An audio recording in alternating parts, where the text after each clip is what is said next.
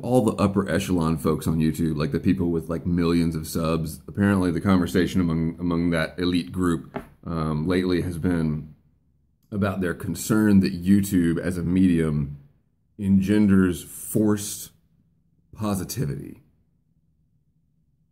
You're not going to get any of that from me today. I don't want to do the housekeeping. I don't want to do it. I'm sorry. My channel, I don't have to do the housekeeping. You know what really grinds my gears? Dentists. But more than that, well, we'll get into it. I had a dentist appointment next week, right?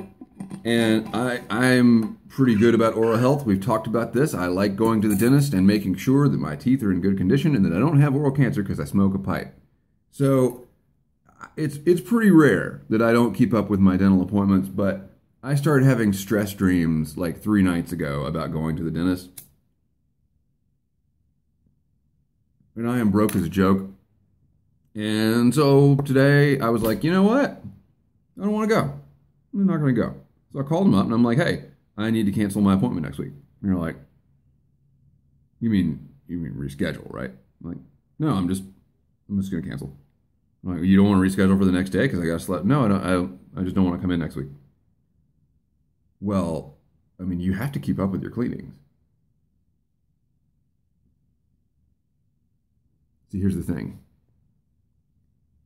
No, I don't. No, I don't.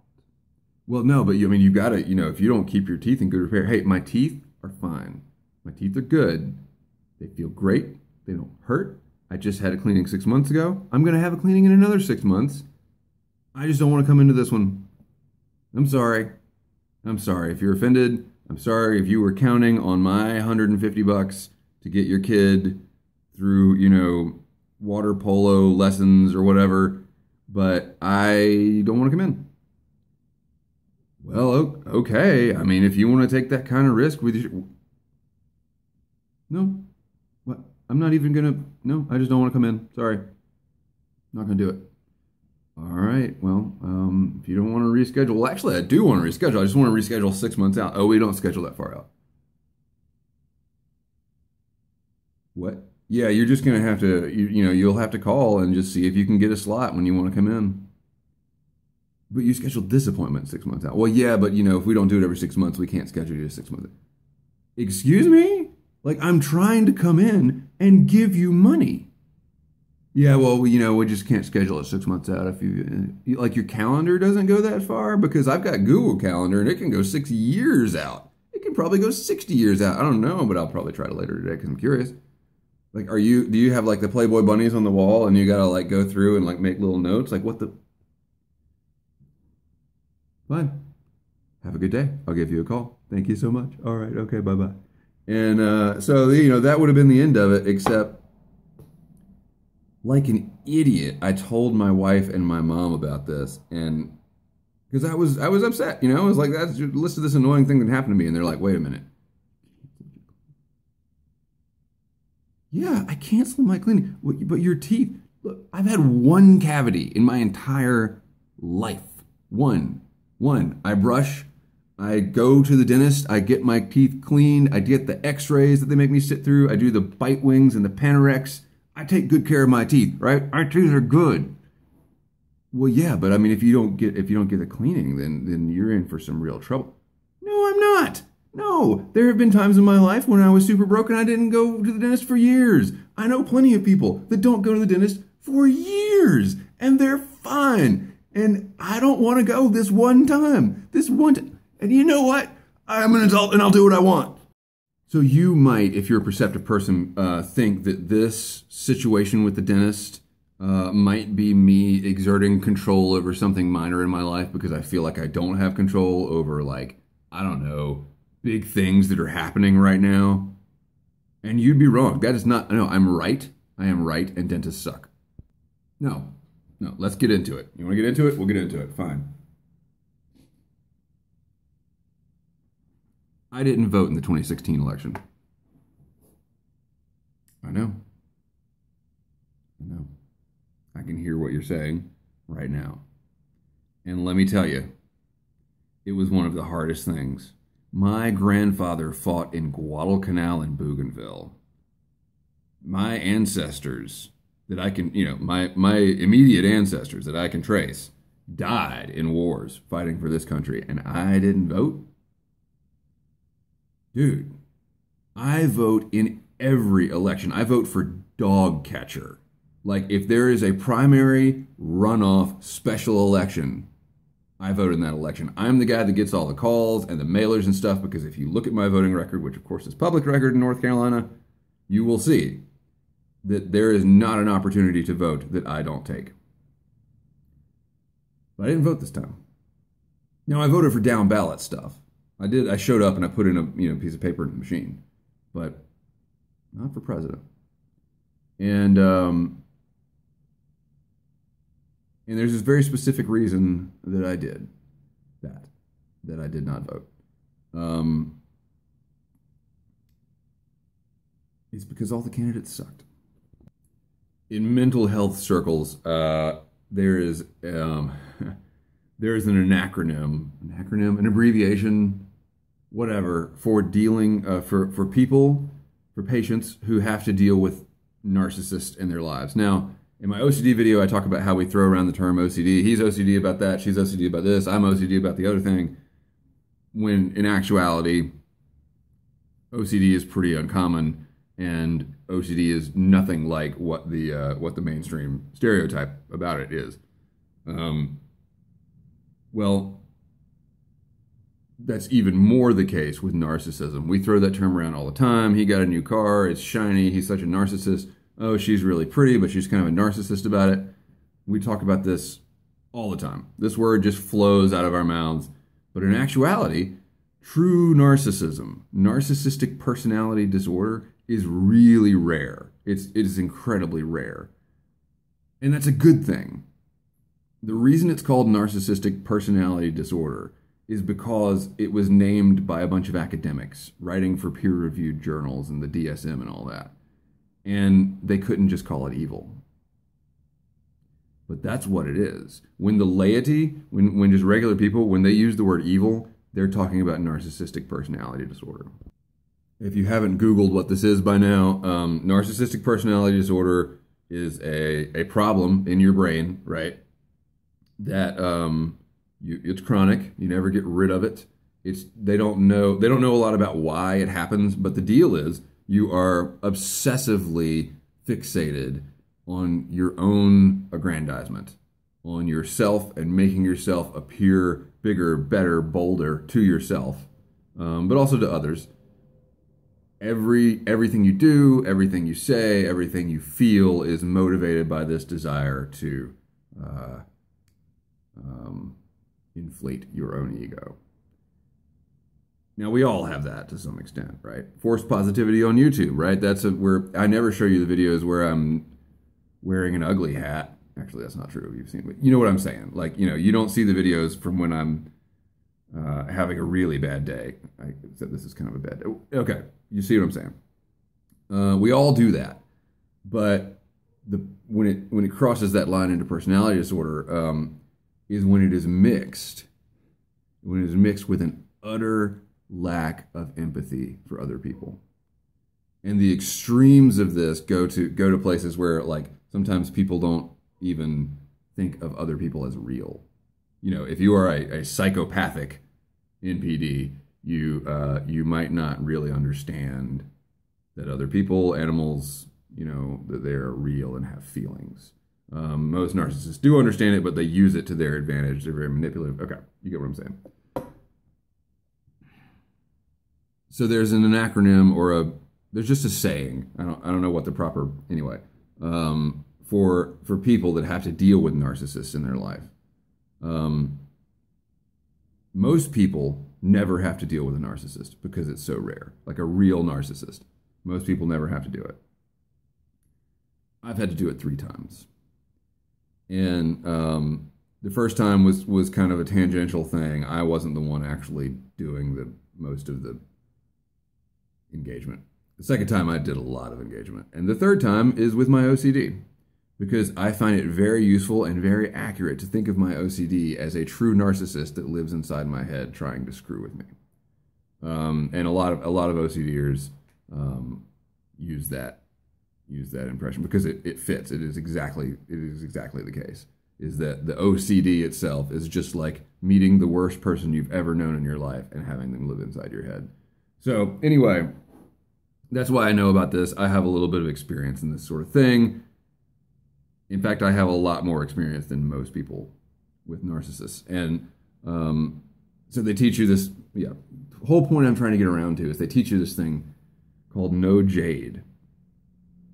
Jade stands for justifying, arguing, defending, or explaining. No justifying, no arguing, no defending, no explaining. When you are dealing with a narcissist, get this. This is why it's so evil. When you're dealing with a narcissist, and the narcissist says, the sky is green, and you're like, no, the sky is blue. No, the sky is green, and I need you to agree with that before we can go any farther. Well, but I can't agree with that. I mean, the sky it's right there, and it's blue. No, it's green, and I just can't understand why you're gaslighting me. But it's blue. No, it's green. This is not. I mean, you think I'm all right? So another little tangent, but the second narcissist I ever dealt with, and I hope the last, was a boss. He was the owner of a company that I worked for, and there was a very tense situation in which I was part of 2/3 of the staff that walked out within 2 weeks of each other. But before we all walked out, there was a staff meeting when he was like trying to lay down the law and saying, no, everything is great and the company is not going under, and we're, he called himself the emperor in this meeting. The emperor. Now, I am not I don't travel in capitalist circles in terms of like industry and corporate stuff. And, so maybe I'm wrong about what I'm getting ready to say, but I think you can just say boss. I think that all the power you need to muster is kind of summed up in I'm the owner of the company and you work for me, right? I don't think you need to call yourself the emperor. It seems funny now, but when someone looks you in the eye and says, I am the emperor, it's actually very, very chilling. So anyway, you're telling the narcissist, no, the sky is blue. And they're like, no, it's green. And I need you to, you have to agree with me on this. I am the emperor. And the emperor says the sky is green. We walk around with this normalcy bias of like, we think people want to get along. And most people do. But narcissists don't. In fact, they want you to fight them. They want you to disagree. They don't want you to agree because it's more power for them. They get more power if you resist. That makes sense? Like, if you're the emperor and you can tell your subjects to do what you want, but they actually already want to do what you want, if you're like, I'm commanding you to do your own thing and have a good life and be productive, well, that's not a lot of power. But if you're like, I'm commanding you to do something that you know is wrong, to sign on to this idea that the sky is green, I'm commanding you to do that, and they do it, that's a lot of power. That's a lot of power. Now, our impulse, of course, as good people, is to argue for what we believe is right. But that arguing is jade. Even though you're like, no, the sky is blue, we can like, spectrometer test it, make sure that it's blue. We can go to independent authorities and I can build a case. All you're doing is making them feel like they have more power. Because ultimately, they'll just fire you if you're in a work situation, or they'll just make your life hell if you're in a personal situation. Or ultimately, they'll just put you in prison if you're in a political situation. They actually know that they have the power to begin with, and you don't. And they're just playing with you. That's what narcissists do. And that is why they're evil instead of just being, sick or whatever. Like borderline personalities, they're sick. Schizophrenics, they're sick. Narcissists, maybe they're just sick too. Maybe there's no such thing as evil as like in an incarnate form or whatever. They're evil. I have friends, close friends, that have not spoken to me since the election. Not because I voted against their candidate, but because I didn't vote for their candidate. Seriously. Seriously. And it's very sad. And I'm hurt. But I'm sorry. I went into the voting booth and a little voice said, "No, Jade. We've reached a point in our society where I don't want to permit the pretense that this is an acceptable situation. My vote for either candidate would have been saying, all right, I'll play the game because I think this should be the winner. I'm not playing the game anymore. I'm just not. And what happened yesterday, we would be having the same conversation if the election had gone a different way. This is not about who won the election, because both of those people were unfit. And that they don't even bother me. I'm not scared of Donald Trump. Donald Trump is a punk. He's nothing. He's just a narcissist. What I'm scared of is the society that produced Donald Trump and Hillary Clinton. I'm scared to live in 2017 America because this isn't my country anymore. Like the values that I thought that we all held, we don't. We just don't hold those values. I still do.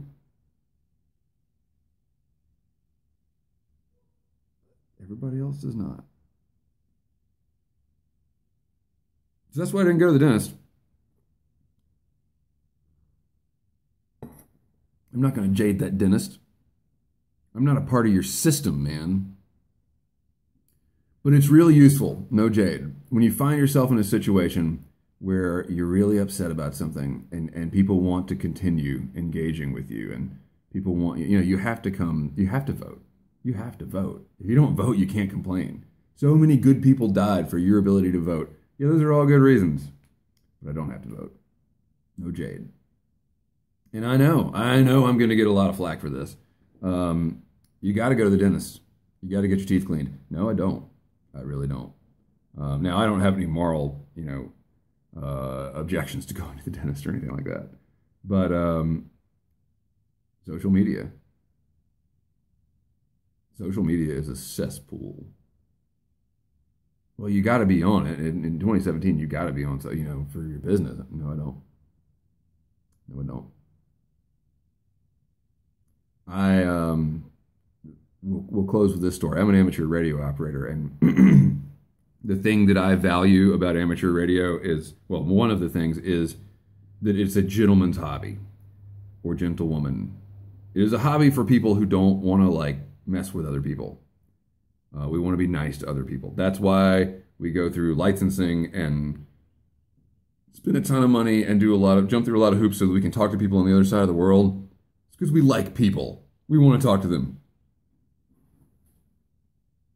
There are rules. You don't use profanity. You don't talk about politics and religion.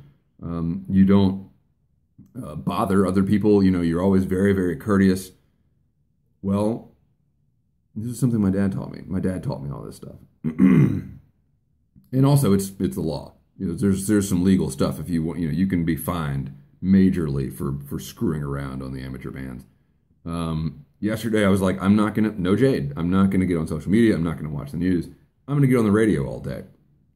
Well, there's a frequency. Amateur radio operators will know it's 7200, where apparently a bunch of guys get on there and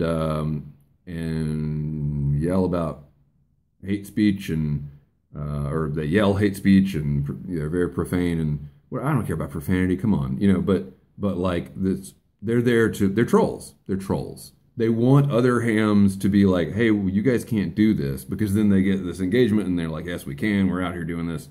Nobody's going to stop us. And the FCC has sent these people letters. They've sent them nasty letters. The FCC can fine you something like $100,000.